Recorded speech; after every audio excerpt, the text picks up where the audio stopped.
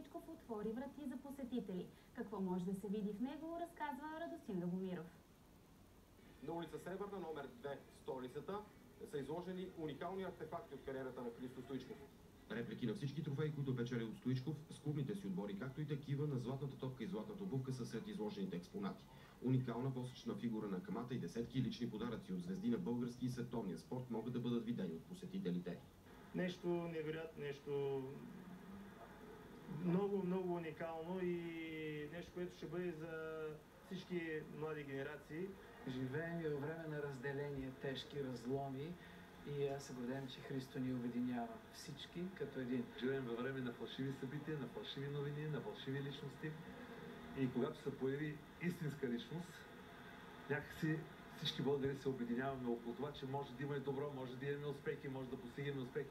Площта на музея е 400 квадратни метра, в него отделен кът и за виртуална реалност, чрез който феновете на футбола могат да съпреживеят уникални моменти от кариерата на Стоичков.